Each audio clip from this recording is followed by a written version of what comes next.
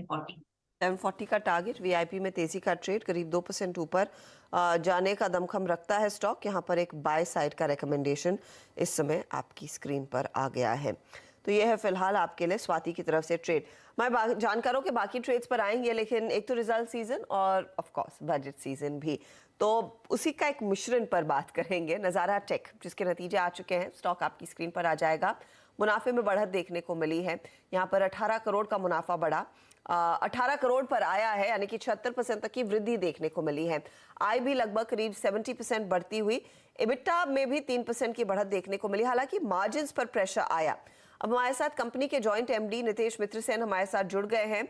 Stock है करीब 4-4.5% ऊपर। Nitesh, good morning. अगर आप मुझे ब्रेक डाउन दे सके, क्योंकि आप ई स्पोर्ट्स में हैं, आपकी लर्निंग बेस्ड गेम्स हैं और एडटेक में भी हैं, तो लर्निंग बेस्ड गेम्स और ई स्पोर्ट्स में थर्ड क्वार्टर में किस तरह की कमाई रही है, वहां की रन रेट क्या कह रही है, ये बताइए।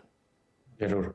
तो हमारी जो अर्ली लर्निंग स्पेस है वो Q3 में 80.4 करोड़ का रेवेन्यू था, जो Q3 FY22 में 47.2 करोड़ था। सो ये साल के क्वार्टर में ईयर ऑन ईयर कंपैरिजन में 70% ग्रोथ आया उधर।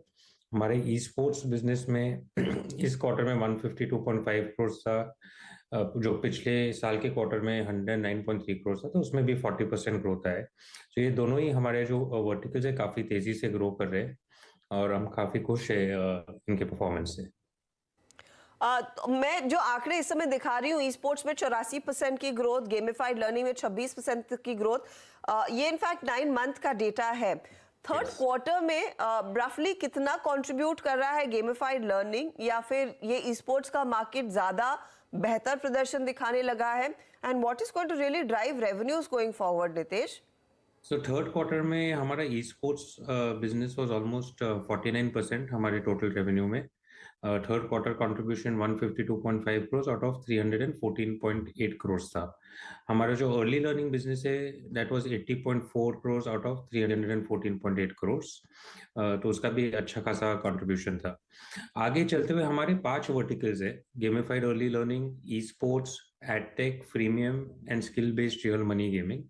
और काफी हमें लगता है कि पांचों में हमें अच्छा ग्रोथ मिलना चाहिए। एडटेक वर्टिकल हमारा इस साल काफी अच्छा ग्रो हुआ है, 57% ग्रोथ है पिछले साल से। प्रीमियम बिजनेस में भी हमारी 23% टू 27% ग्रोथ है। आरएमजी में इस क्वार्टर की 41% ग्रोथ है, but year on year almost 140% growth है। तो ये सभी हमारे वर्टिकल्स अच्छे कर रहे हैं। सब में काफी ग्रोथ की अंदाजा भी है और काफी ग्रो कर सकते हैं, पोटेंशियल बहुत है इन सेक्टर्स में। लेकिन अच्छा, आप कह रहे हैं ग्रोथ का पोटेंशियल अच्छा खासा है, कंट्रीब्यूशन बढ़ता हुआ दिखाई देगा, इस सब के बावजूद मार्जिन्स पर इतना दबाव क्यों? क्या वजह रही है मार्जिन्स के प्रेशर के पीछे? हमारे ई स्पोर्ट्स बिजनेस में अगर आप देखेंगे हमारा मार्जिन काफी कम आया है, 0.8%। एंड इसका कारण है कि हम काफी तेजी से वो बिजनेस में ग्रोथ कर रहे हैं। आज के दिन हम मार्केट लीडर है ई स्पोर्ट्स में, नजारा है market leader in India, almost 80% market share. और हमारी इच्छा है कि हम उस मार्केट को कम्प्लीटली डोमिनेट करें। तो जो भी हम उसमें मार्जिन्स बना रहे हैं, जो भी प्रॉफिट बना रहे हैं, हम री इन्वेस्ट कर रहे हैं नए वर्टिकल्स में घुसने में, नए आईपीज क्रिएट करने में, सो दैट हमारे कंपटीशन से हम काफी आगे भाग जाए। इसलिए ई स्पोर्ट्स वाला जो मार्जिन आप देखेंगे वो हमारे ओवरऑल मार्जिन को दिखा रहे हैं कि ओवरऑल मार्जिन डाउन है, पर बाकी बिजनेस वर्टिकल्स में हमारे मार्जिन काफी अच्छे आ रहे हैं। मैं आपसे ये भी समझना चाहूंगी मितेश, क्योंकि इस समय हम बजट की भी तैयारी कर रहे हैं, कोई खास expectation? However the government has gone out and identified e sports as a very specific category, और वहां पर बड़े पैमाने पर शायद ई स्पोर्ट्स गेम्स भी होंगी, तो उसको लेकर काफी उत्साह था कम्युनिटी में और इंडस्ट्री में। ये एक चीज हुई। दूसरा मुद्दा उभर कर आता है जो शायद जीएसटी काउंसिल के जिम्मे है, कि गेमिंग पर कितना टैक्स लगना चाहिए। एनीथिंग स्पेसिफिक जो आप एक्सपेक्ट कर रहे हैं सरकार की तरफ से, जिसका जो एड्रेस किया जा सकता है बजट में? जरूर। आई थिंक सबसे इम्पोर्टेंट पॉइंट है कि regulatory and taxation clarity for the gaming industry in India.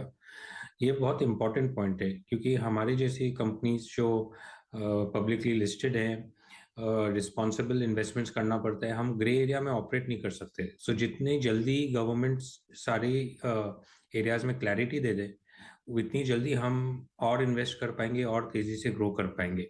सो मेरी अंदाजा है कि ये बजट में अगर टैक्सेशन पे क्लैरिटी आती है तो एक अच्छी बात रहेगी।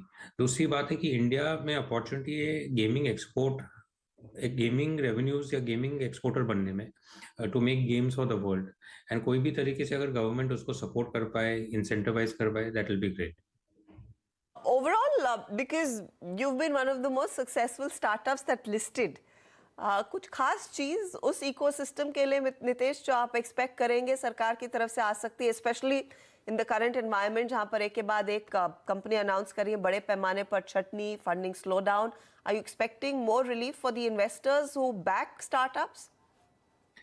आई थिंक हमारा success is rooted in our pragmatic approach कि हम ग्रो भी कर रहे हैं बट प्रॉफिटेबिलिटी पे भी काफ़ी ध्यान दे रहे हैं।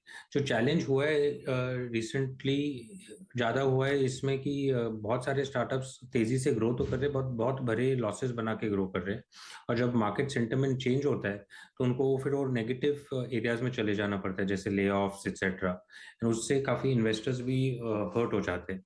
तो आई थिंक गवर्नमेंट तो जितना स्टार्टअप सपोर्ट करे वो अच्छी बात है, क्योंकि India has the opportunity to become the startup nation of the world. And I not only opportunity, I am very sure कि अगले कुछ सालों में India will become startup nation of the world. We have the talent, we have the risk capital, we have large user base, बहुत opportunity है। But also startups को focus करना पड़ेगा कि हम रियल मेट्रिक्स पे फोकस करें, वैनिटी मेट्रिक्स पे नहीं फोकस करें। जहाँ कैपिटल हम लोग बर्न कर रहे हैं, कैपिटल इन्वेस्ट कर रहे हैं, लॉस भी अगर बना रहे हैं तो सही पाथ पे जा रहा है कि नहीं, वो बहुत इंपॉर्टेंट है हर प्रोमोटर को, हर स्टार्टअप एंटरप्रेन्योर को देखने के लिए। बहुत बहुत शुक्रिया हमारे लिए समय निकालने के लिए, and wish you the very best for the coming quarter Nitesh. तो Nitesh Mitra Sen of course budget expectations पर अपनी राय देते हुए और नंबर्स पर भी, और अच्छी तिमाही कंपनी के लिए रही है और आगे और कॉन्फिडेंस है बेहतर नतीजे डिलीवर करने का। चलिए इस मोड पर हम लेंगे एक ब्रेक। बाजार की हालत तो खस्ता हाल, 17,933 पर इस समय 185 अंकों की गिरावट पर निफ्टी, और निफ्टी बैंक 41,982 के लेवल्स पर खड़ा है। लौटते हैं फटाफट।